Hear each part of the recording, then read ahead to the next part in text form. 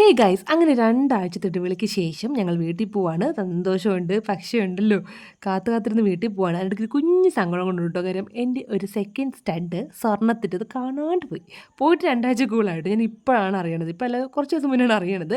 അതുകൊണ്ടിട്ട് ഒരു second stud ഞാൻ അങ്ങോട്ട് മാറ്റിയിടും, ഇങ്ങോട്ട് മാറ്റിയിടും. ആ ഒരു തുള അടയാണ്ടിരിക്കാൻ വേണ്ടി ഞാൻ മാറ്റിയിട്ടുകൊണ്ടിരിക്കുമായിരുന്നു.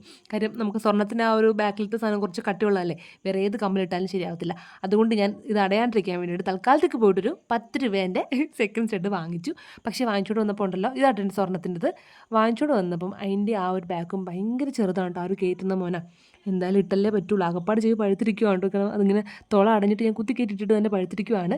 എന്തായാലും ഞാനത് വെച്ചിട്ട് അഡ്ജസ്റ്റ് ചെയ്തു. ഇനിയിപ്പോൾ പൈസ ഉണ്ടാക്കുമ്പം പോയിട്ട് ഇത് മാറ്റി വാങ്ങണമെന്ന് വിചാരിക്കുന്നു. കാരണം എനിക്ക് സെക്കൻഡ് സ്റ്റഡ് ആ ഒരു കുത്തി ആ ഒരു ഹോൾ അടയേണ്ടെന്നുണ്ട്. ഇനി രണ്ടാമത് പോയി കുത്താനുള്ള ശേഷിയില്ല. അങ്ങനെ ഞാൻ ആ ഒരു കുഞ്ഞ് സെക്കൻഡ് സ്റ്റഡൊക്കെ ഇട്ടിട്ട് ഞങ്ങൾ ഇറങ്ങിയിട്ടുണ്ട് കേട്ടോ.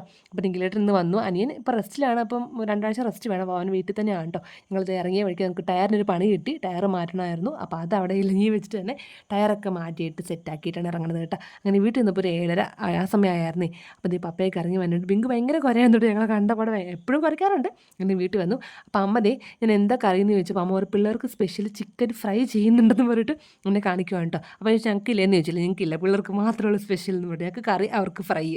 എന്തായാലും അങ്ങനെ ചെയ്താൽ കൊള്ളാമോ? അങ്ങനെ പിന്നെ ഞാൻ നേരെ പോയിട്ട് നമ്മുടെ സ്നാക്സ് സ്റ്റെപ്പൊക്കെ എടുത്തു.